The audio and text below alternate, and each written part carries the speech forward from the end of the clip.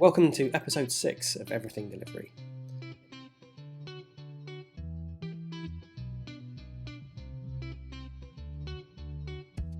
In this podcast, we will discuss anything and everything that helps deliver value to clients while maintaining a healthy and happy organisation.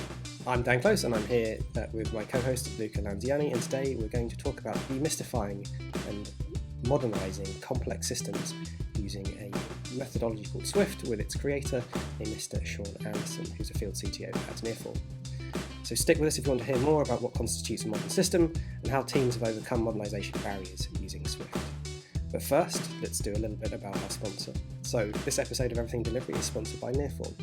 Nearform has over 10 years experience in remote delivery, empowering clients to succeed in a digital world through application modernisation, data, design, DevOps and product. You can find out more at nearform.com. So, let's begin. Thanks for joining us, Shaun. Can you begin with a bit of an introduction? So, tell us a little bit about yourself. Yeah, hey guys, thanks. I'm Shaun Anderson, and I live in Colorado, and this is not a tech mecca, but the work that I've done for the past probably 20 years has led me to do a lot of work with modernization, meaning trying to help people take advantage of technology to solve business problems. And in other words, I've made a lot of mistakes and tried to learn from them. And that's kind of what Swift evolved from, was learning from previous mistakes and really understanding what it means to modernize a system. Okay, that is very interesting, Shaun. Thanks for the introduction. We're going to start with the usual first question that we ask to our guests, right? This podcast is about delivering value to clients while maintaining a happy and healthy organization. So the first question for you is, tell us what Swift is and how it helps deliver value to clients. Yeah, I guess that's the biggest question. So Swift really is a methodology that helps accelerate clients really adding value by taking advantage of modern technologies. And I think that's kind of the key to modernization is understanding how to solve a business problem using technology. And some of the challenges, of course, have been there's a lot of facets and a lot of different ways that technology can solve problems. But what I found is many clients really don't know where to start, right? And Swift is something that helps you figure out how to herd the cat, so to speak, or organize your systems into bite-sized chunks that then can be incrementally modernized over time. Okay, that is interesting. It's not a case that we start with Swift, right? That is how you start, as you say, Shaun. I heard you multiple times talking about modern system. Can you actually help us understand what a modern system is? How do you define a modern system? Yeah, and absolutely. And to me, modern system is really a combination of understanding a business, right? Because businesses have been around for centuries. There's banks that have been working fine long before software and computers and the kind of automation that we're talking about here.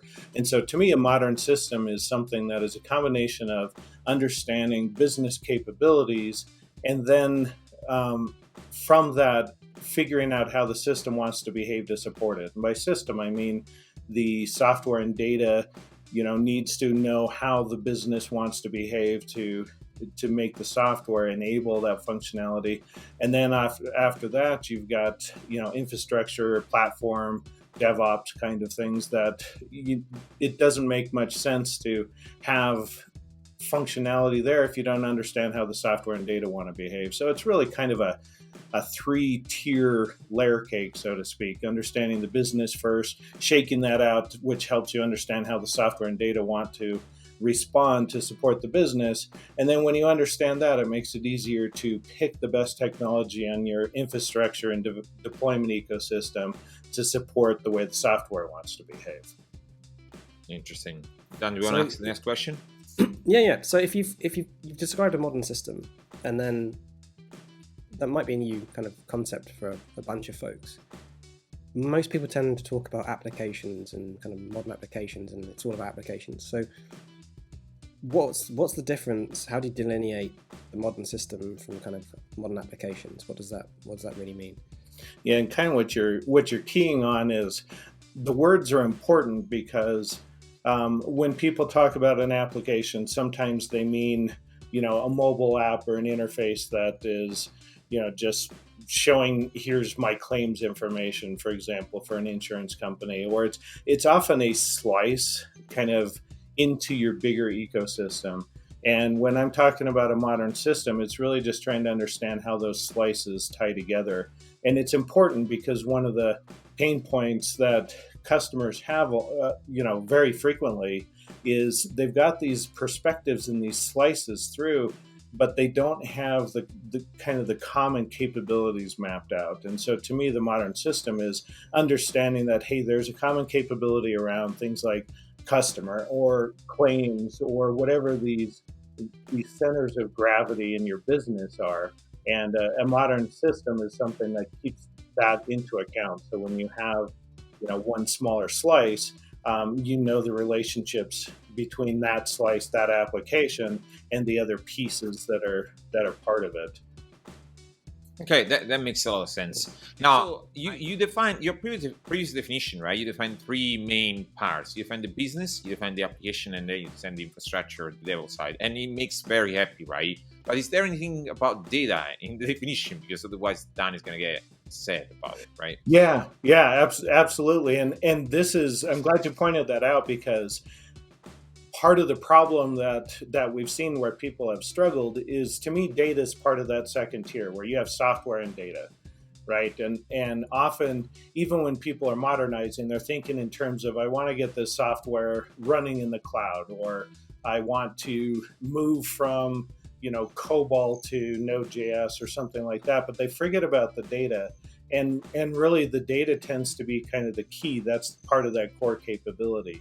And so from my perspective, having a modern system, or even a modern part of the system, a modern application, includes understanding not just how the data should be structured to solve the business problems and enable the applications to work more effectively, but try to make it so you avoid some of the common patterns that people see with data duplication, or when you approach something from an application first perspective and not thinking about the system, you often have things like, well, shoot, now we've got 12 product catalogs because each application made duplicates of that data.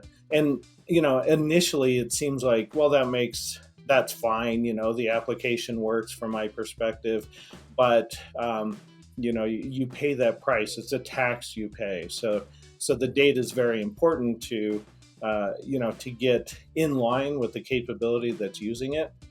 And I'm sure, Dan, you've seen that a lot, right? Where you could focus on data, but you forget how it's used, or vice versa.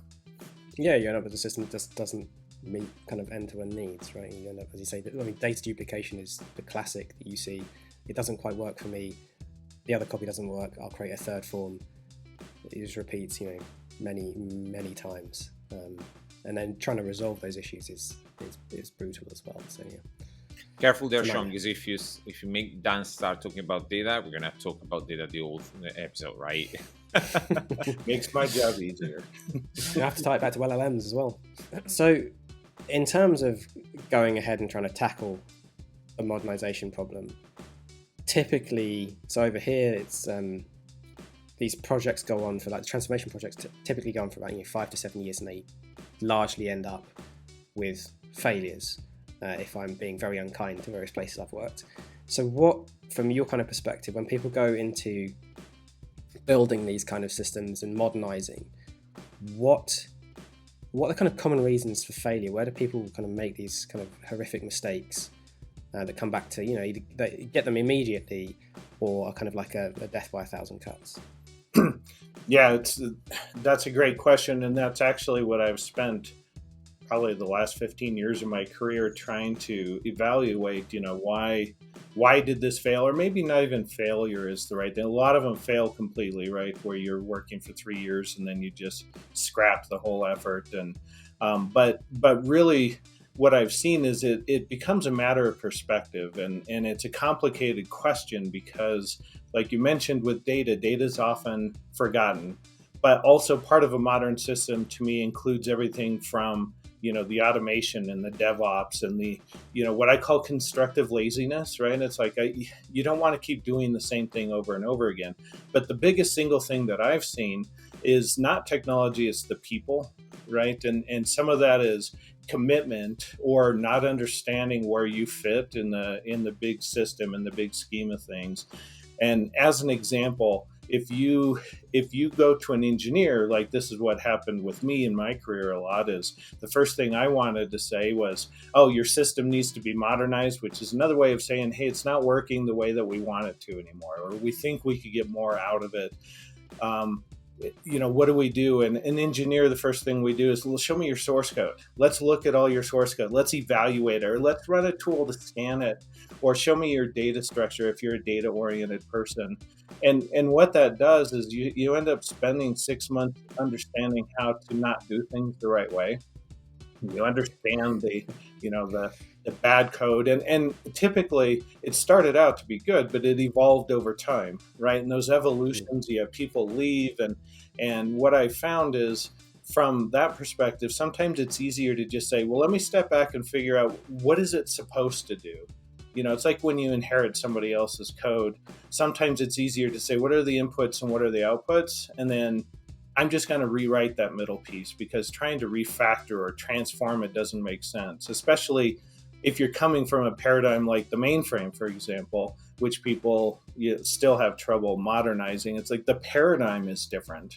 It doesn't fit the same model as, like a distributed system nowadays or something like that. So you're really comparing apples and oranges. And the other part of that people side of things is trying to think of the value and how you get that commitment. Because if you're talking from the perspective of like a business owner or a stakeholder or a CTO or a COO, something like that, they look at things and say, well, we have functionality today. We're able to have people apply for loans and it works and they're getting their loans. What's the value? Why am I spending all this money on doing something that I don't see directly? Like, I don't see a new pretty screen necessarily when we're doing data modernization.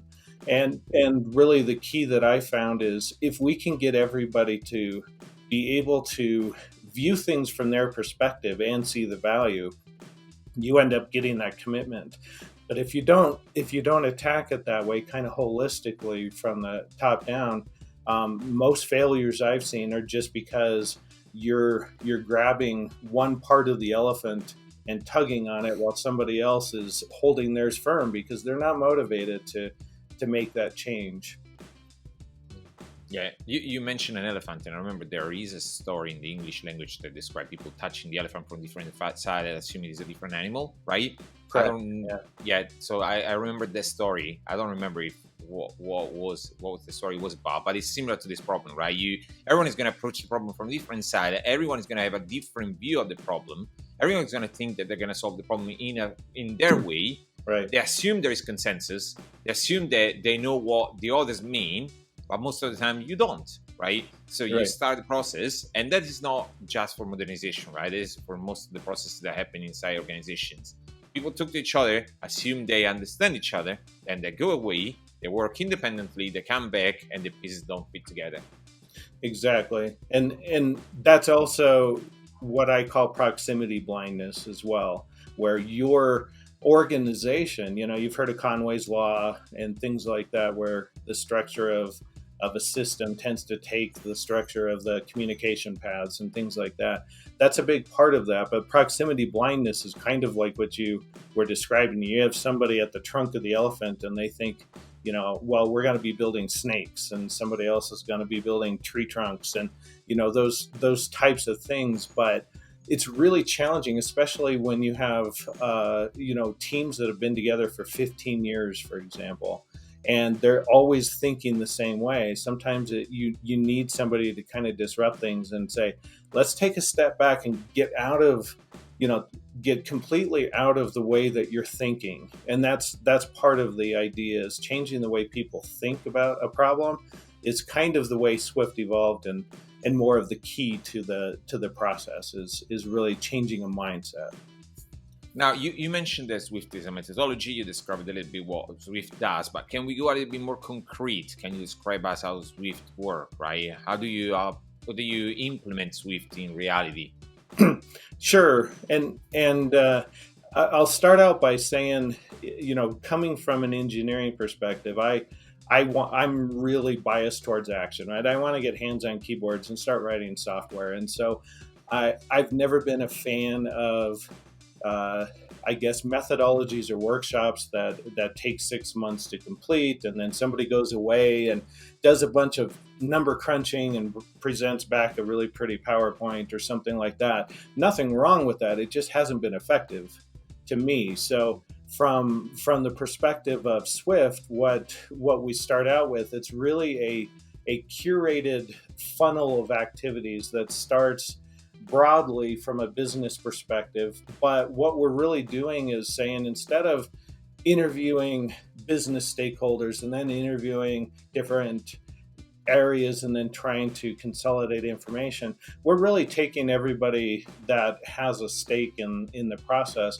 and putting them in a room together at the same time. And we're just talking through, one of the first rules, and people who go through Swift hear me say this all the time, the first rule of Fight Club is you don't talk about Fight Club. The first rule of Swift when we start out is you don't talk about the existing system. You talk about the business, and you understand, here's what the business wants to do, or here's what's actually happening in the business. And as we start drilling down and understanding that, we have the technical people together with the business people, together with the finance people and customers, and we have these discussions together. And what you find out is, starting out that way, sometimes it's the first time these people have met each other, even though they've worked at the same company forever, and that's always a surprise. But it's good. It's like, well, we're getting people talking together. And as we go through this process, starting with this event storming, which is something that we didn't invent, but Alberto Brandolini created event storming to try to solve some of these problems. And then the rest of Swift kind of builds on information we gather with kind of an event storming light technique. But ultimately what we're doing is, let's just understand the business events. What's really happening when a customer comes in and they apply for a credit card. So the application's completed, and then we think about what happens next in that situation. Somebody has to go through the process of making a decision on that application, but wait, we don't have the information. We need credit reports. And so we just talk through that whole thing all the way down to asking stupid questions about, well, is there compliance as part of this, or what kind of marketing? There's cross-cutting concerns that pop up that often people don't think of as first-class citizens in their architecture, right? But it's really important to understand that things like marketing and analytics and reporting are just as important as decisioning on a credit card. Right. I think on what you say, there are a couple of things that I really like, right? The first thing is asking stupid questions. Being a third party in the business allows you to actually ask stupid questions without creating any problems, right? Because you don't know anything about the system. Right. So you can actually ask this question. That allows people to answer, and then the answer will create alignment, because two people answer in different ways. There you go. You just surfaced, right, a problem in the company. There is misalignment. So you are creating alignment. Also, being a third party, so super parties with no interest, it doesn't matter where you side, right? You are not looked at someone that has interest when you want to push in one direction or the other. So again, another case for creating alignment to help the organization move forward in the same direction. Yeah, exactly. And you get that consensus almost accidentally, right? And by us as facilitators, we're asking stupid questions, but sometimes they're very informed, right? It's like, we've done this at a different bank, and we're not coming in and saying, here's how you need to do things. It's more of, what happens in this case? And it's a safe environment too, because everybody's been in the room, especially when you have like an executive or a stakeholder in the room. People are afraid to speak up, or they don't want to admit they don't know something. So it's like, well, that's fine. I'll ask the stupid question, and it's okay that I don't know, because I'm the new person, right? There you go. And you always guarantee that there's going to be someone in there who doesn't know the answer, right? Who's desperate to ask that question, but as you say, it's going to be just too Yeah. embarrassed or desperate to save face. Well, and it's exactly right. And interestingly, like during breaks, I've had people come up and ask me to ask another question like this because, they don't want to. But eventually it gets to the point where everybody realizes, oh, this is safe to ask these questions. And kind of the measurement that I have at each phase of Swift as we drill down is when the participants start asking the stupid questions, or when the participants start leading the discussion, then we know, okay, it's working. People are seeing the process and seeing why it's effective because it's not threatening, and that's kind of a key. The egos go down, but you get consensus, and things like having the ubiquitous language. When people will say, "Well, the user does this," and I'll ask, "Well, what is user's one of the trigger words for me?" Right? And it's like, which user? Is it a customer? Is it an admin?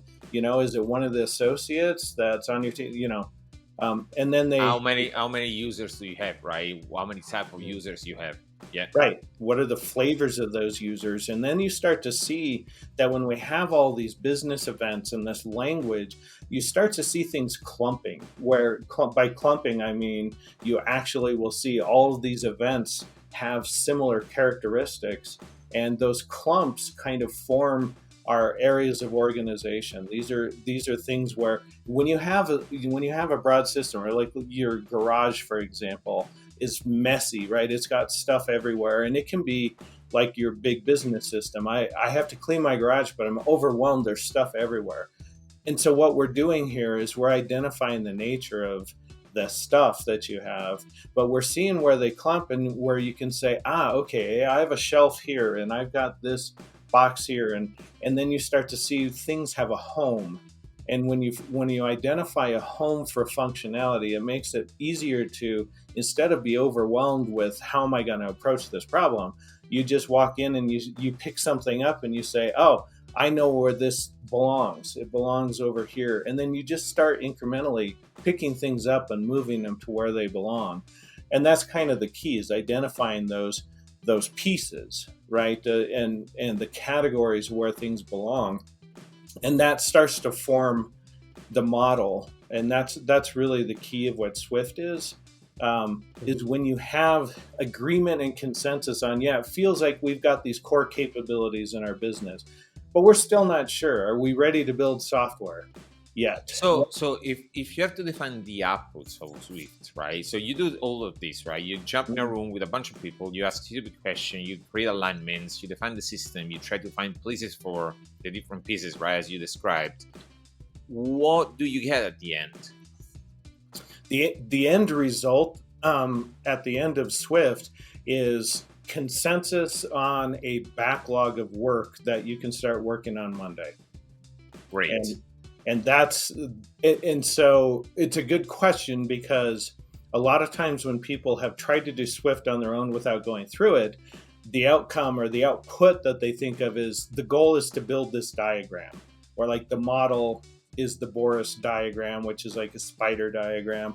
But really, they're missing the point. The point is the diagrams and the artifacts that are created when we do Swift really represent the outcome of the discussion. And the discussion is the important thing. It's important that at the end you get an actionable plan, right? Right. Not just alignment, not just agreement, but something you can act upon. The diagram is not something you can act upon, right? It's a nice picture. It creates understanding. You want to keep it there, right? But the diagram is going to get stale pretty soon. So having actionable or action at the end, it's very useful. Right. Yeah. And I think part of that is when we're doing that modeling, right? Because the diagram represents the result of the discussion, but Swift drills into it a little bit deeper in a specific way of how do we model through, like, thin slices is what I call them. How do we take a journey through what we think our system is supposed to look like? We have these clumps and we know there's going to be interactions between the clumps. And then we talk about things like this clump, which, by the way, we made up an acronym for that too. CLUMP stands for Cohesive Logical Unit of Meaningful Process. So it's important to make up words and definitions, because then you don't have to point to somebody else's definition and say so-and-so wrote a book and you're not using that word right. It's like, no, let's just, the concept's important. Let's make up words. That's fine. But these clumps start to form the pillars of what the system really wants to be. And so similar to the way civil engineers would build a bridge, right? You want to stress test it and model it before you build it. But you don't want to spend all you don't want analysis paralysis, right? You just want to be able to, in a very quick, effective way, let's make sure that everybody's pain points are addressed. People feel comfortable, like, from the different perspectives. The COO's pain point is simply, this is taking too long. And the CFO and the finance team are like, well, I want to be able to see my return on the investment. But everybody has a perspective, but they also have a pain of what their current system is doing. So we want to be able to spend a day or 2 days modeling everybody's perspective together, and that actually defines kind of the architecture. You'll see things when we model like, hey, this actually wants to be an event-driven system. It's not I like event-driven systems, let's try apply it here. Or I've got Kafka. There must be a problem that I can use Kafka to solve, surely, right? Yeah, that was the example I was going to use, because like Kafka is tremendous technology, but with, it's the Spider-Man phrase, right? With great power comes great responsibility. And it's like, well, that's how do we use Kafka? It's, well, let's find a place where event driven makes sense. And does it have to be event sourced?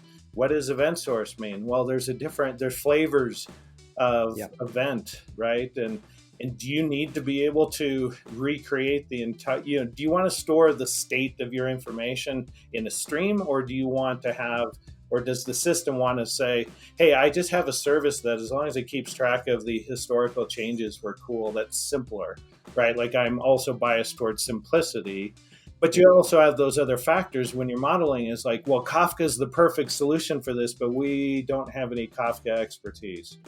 Well, that's important to know. That's part of the model. Well, then maybe let's look at a learning plan to level people up, or we'll find resources, or maybe we can do it not using Kafka yet. Let's just do an event-based system that uses RabbitMQ, or because we're going to Azure, it's using Azure Service Bus, or whatever that is. But what you start to see is similar to the garage story where you have stuff everywhere. You have so many technology choices, the paradox of choice, right? If you have 300 choices of implementation technology, you're not going to know what to pick until you understand how the system wants to behave. And then suddenly it gets narrowed down to 3 for each kind of thing. Well, this, we want to store, uploaded PDF files. Okay, well, that helps you understand how to think about, well, what kind of data store do I want for that? I'm not going to use Cassandra.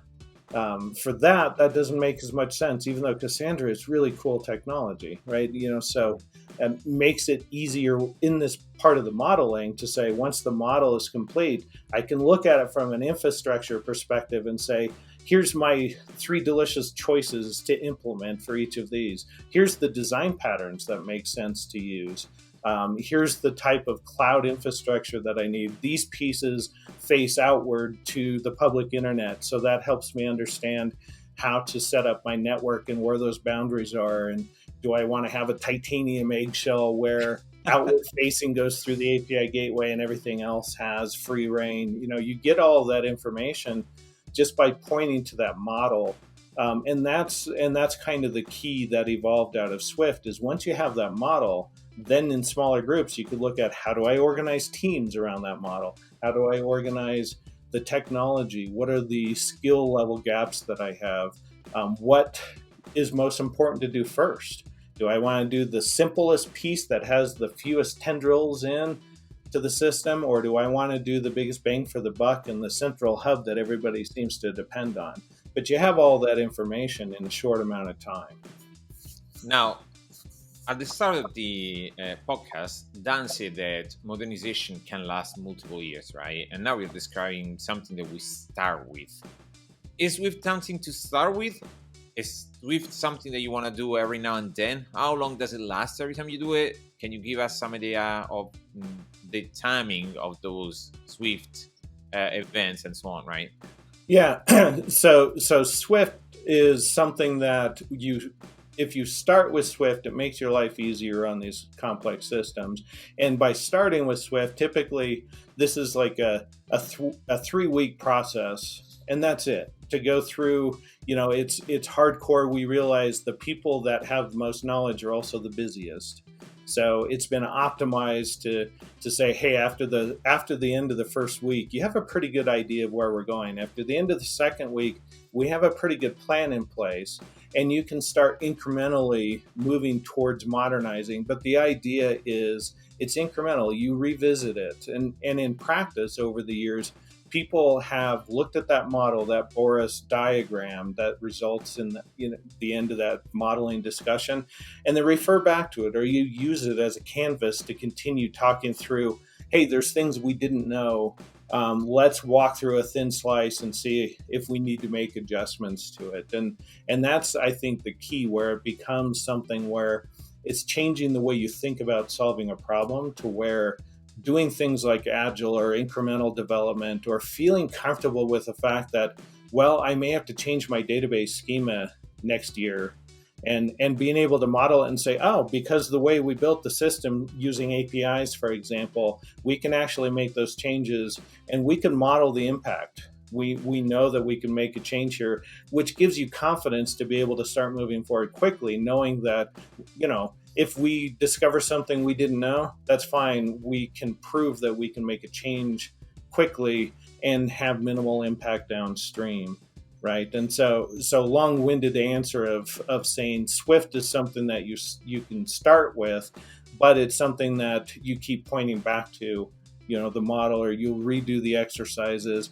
or you'll use the result of Swift and the exercises to help level up people as they come onto the project, for example, too. So you don't have to have people ask the same questions over and over again. You can proactively say, I know what you're thinking, or maybe you're thinking this. Here's that thin slice again that we walk through, and here's, does that make you feel good? Now, you can see how it works in the system, and usually that there's been a lot of several cases, but one example, one of the very first Swift engagements that I did, the customer had been trying to modernize for 2 years, and after 3 weeks after Swift, they actually got further along than they were in 2 years prior.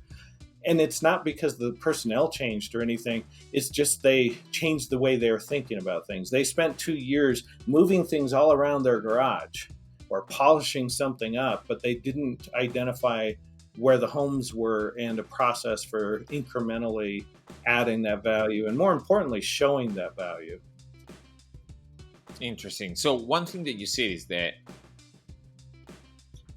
you create the backlog, right? And you start operating the backlog, and then you can reference the exercise in the future. It made me think that while you move on, things are going to change, and that's why you may want to redo the exercise, right? What is the average size of the backlog you generate? So how far away do you plan? How much do you plan ahead, right? Is it 3 months, 6 months? Is there anything like that? There is, and some of that depends on the client, right? Because part of these, especially in these large software systems at very large multinational companies, they're still trying to go from like a waterfall methodology way of thinking to something like just talking agile is, scary. and so for them, they feel more comfortable when you have kind of a longer term plan where you can show, for the next year, this is what we're going to do. But other companies are happy with, just tell me what I want to do next. And with Swift, we can do both. Really depends on what they, how they want to see it. So we can start with, here we know how the system wants to behave now. We have a model of the core components and capabilities, which means we can focus on either a thin slice that is kind of a walkthrough, pieces of the system where you don't have to build everything out, but you're building out one application's worth of functionality. And we know the touch points, and it makes it easier to understand the level of effort for that. And sometimes people are happy with just moving forward with just that piece. But for the cases where you have a large company that, budgets are a reality and budgets are done every year, tell me how much money I need to spend or I need to allocate to this. We have that model similar to the way that I said, as we're looking at that model, we're gathering information about, the behavior of each of those core components. What data is it responsible for, publishing, subscribing, that kind of thing. But we're also getting a feel for t-shirt size. How big of a piece is that? What is the complexity? And with that information, you can look at the model and map out, here's the story points. Like, here's what we think relative size of this piece versus that piece is. And when we have that, we can be fairly accurate with the first piece that we do and then revisit it, right? Just like any velocity kind of situation, we have a backlog for the thing we're doing first, and that's going to pave the way for a lot of the other pieces, right? You're going to have your pipeline in place. You're going to understand, hey, here's how we're deploying to which cloud platform, or is it on-prem? And, you have all of that the first time through, and then the next iteration builds on that. And so the way that we kind of look at things is we can scope a backlog out that is kind of like error bars in statistics. If you're looking a year out, we're this confident with the level of effort. But as time goes, we're going to be able to narrow that down more and more as well. It makes sense. So you've talked a few times around, there's a few words you've mentioned, so things around components and models and grouping things. It sounds like you're kind of talking about domains as well, which makes me think of DDD, so domain-driven design and things like that. And so does that have much to do with Swift and what goes on as part of the process? Yeah, that's actually a really good question. And the story of Swift was Swift evolved independently of Eric Evans and domain-driven design. Like, when I was going through this process with Swift, it was understanding how the system wants to behave. And in reality, businesses tend to organize themselves into what Eric Evans refers to as domains and contexts and things like that, right? You go to a bank to apply for a loan, you go to the loan department, and there's a loan application, and that's the folder that gets passed around to the decision. It's like things organize themselves into domains naturally. And as a biologist, you really see the parallels more than I do, I'm sure, right? You've got, it's just the way things evolve kind of naturally. And so independently, Swift kind of went through this process of where, hey, it's almost like a surprise. You just did domain-driven design.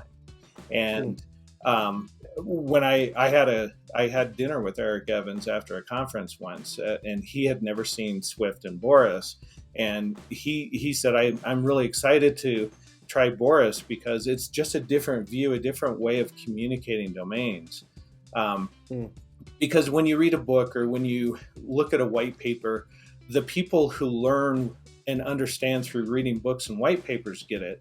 But the people who don't think that way, and they like to see pretty pictures, or they want to go through a discussion to learn, it doesn't help them as much. And so the surprise you just did domain-driven design is where people's light bulbs go off, because I purposely use things like capability instead of the word domain, because when I use domain, people who were real thoroughly educated on the concepts of domain-driven design would say, well, that's an aggregate root, not an aggregate, and that's a sub-aggregate. And when do we talk about, and it's like, does it really matter? Because it's just a different word for the same thing. And if you start with the definitions and try to find the answers, you're causing the same problems we talked about at the beginning, where you're a solution looking for a problem, and we're doing it the opposite. So in short, it can be domain-driven design. It can lead to a microservices-oriented architecture,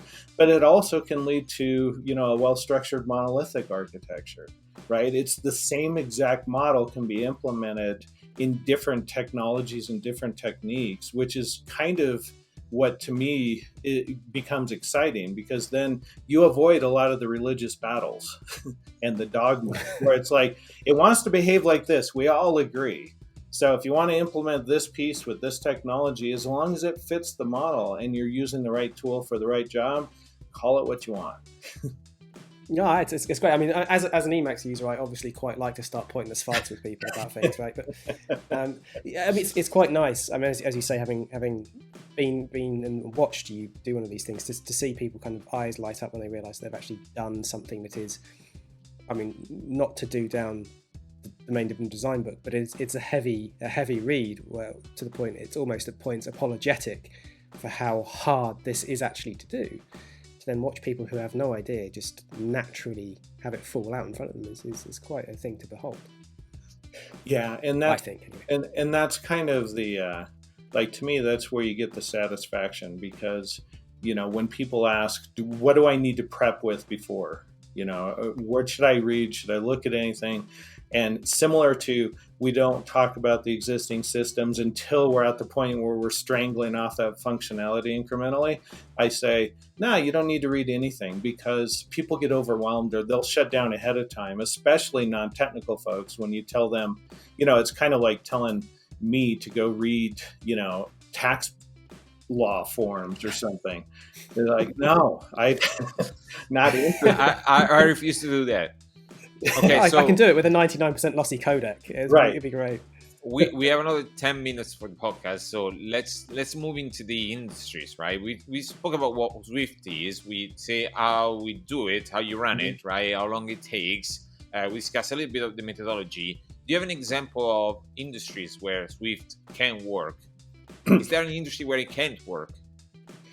I haven't found a situation where it doesn't work, but I've found situations where it works differently, which is interesting, and actually it builds confidence too, because, as an example, the very first where Swift was created was over the course of a couple years working largely with financial services companies.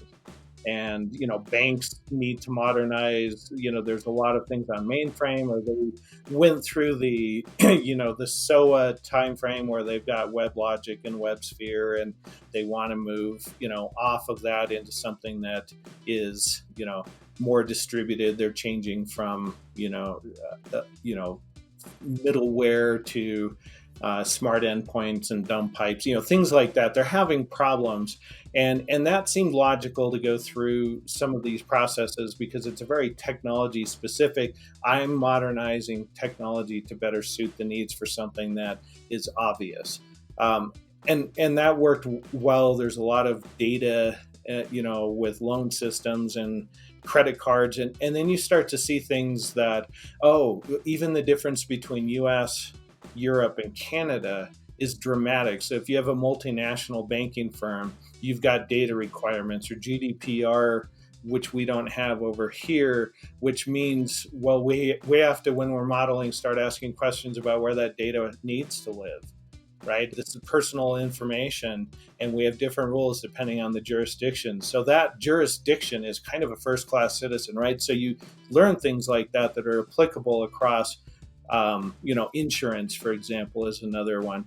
But some of the strange ones where we were questioning, I questioned whether or not it would work, is we did a Swift engagement with a national steel mill in South Korea. And what they had is they were trying to modernize their control systems for their floors, for the actual, you've got 200 tons of molten steel that is being automated coming down, and they wanted to go through the process of Swift to understand how to re-architect their embedded systems for their machines. And there's obviously it's a safety critical system, but there's language barriers, and I wasn't the one that did this. One of my colleagues went to Korea and did this through a translator, where it was, hey, this actually worked well because they could understand the diagrams and the results of the modeling even without knowing the words. And in the end, they came up with a model that showed how to incrementally modernize not just the software but even the hardware as part of their their assembly line, which made me think of like Lean with Toyota, where all of that came from. It's like it came from manufacturing. So Swift worked there as well. It's been used in aerospace and defense and things like that. Obviously safety critical, where it's not, if the system breaks, we lose $1 million or 10 million euros for a bank that got fined for fraud or for regulation thing, but people's lives depend on it, which is like, let's make sure that we understand how that system wants to behave to enable that. And manufacturing, in US and Germany, auto manufacturers were interesting too, because most of these companies also have a financial services arm, which, hey, we know financial services. So if we're at, a large German auto manufacturer and we know that they also have a banking arm, it's like we can help there because we've seen that it works this way in payroll, HR, medical. So interesting. You just say something that made me. That reminded myself of when I was working for a betting company, and a friend of mine, a colleague at the time, when the system was down, we were all panicking. And it was like, "Come on, those are just money, right? Don't panic. We're just losing money." But you just said it, right? It's just money. When you talk about people's life, it's a different system. Different problem. Yeah. And in the in the end, if it's money, it's still people's lives. It's just a few hops further, right? Because the company loses market share, and then people, start leaving. And it's disruptive, but it's not as disruptive. The places where Swift hasn't, like, I wouldn't suggest starting with Swift, are cases where you are trying to create a new product, like especially with startups, for example, where you're looking at, I want to, as quickly as possible, create a product that I just want to test the marketability of it, right? I want to, let's just get something out quickly to see if it has legs. And even then I would look at it and say, well, you can still use Swift to go through that. Just go through it. You don't have to talk about all of the systems. Let's just build your MVP so it doesn't have to be rewritten. Right, because careful there, because we're going to talk about what is the MLP, minimum lovable product in minimum lovable products. Yeah. Yes. Yeah. So you mentioned MVP, but now the new one is MLP. Yeah. There's a difference. And spoilers there. Stop. So I look forward to hearing that. Yeah. You will see that in a future episode. So where can people find more about those things, Shaun? So there are, you can go to Nearform, but we have several videos out that talk through similar things that I've talked through here, but there's a video that we can put links to that talk about the origin story and a little bit more about how it evolved. But I've also got some videos that talk through the process in a little bit more detail, so you could see the event storming and service candidates and how we do modeling with Boris and that sort of thing. And what I've found is having documentation deeper than PowerPoint presentations talking about Swift has not been as well received as videos and examples and that sort of thing. So we have the swiftbird.us website that it gives a high level and some of those examples as well. So we're going to link all of those in the show notes, right, Dan? We'll add all of those in, make sure that they're available to everyone. So thank you, Shaun, for spending your time with us. It's very much appreciated. So with that, we'll wrap up. So you can find us in the usual places. So youtube.com/everything delivery. The podcast is also available on all good podcasting platforms, which includes Apple Music and Spotify. Right. Independently, you can find us on LinkedIn, Twitter, Discord, and the different social networks. And thanks a lot for watching. Thanks again, Shaun. Thanks, Dan. We'll see you in the next episode. Thanks, Bye, guys. everyone. Next time. Take care. Cheers, Bye. Bye.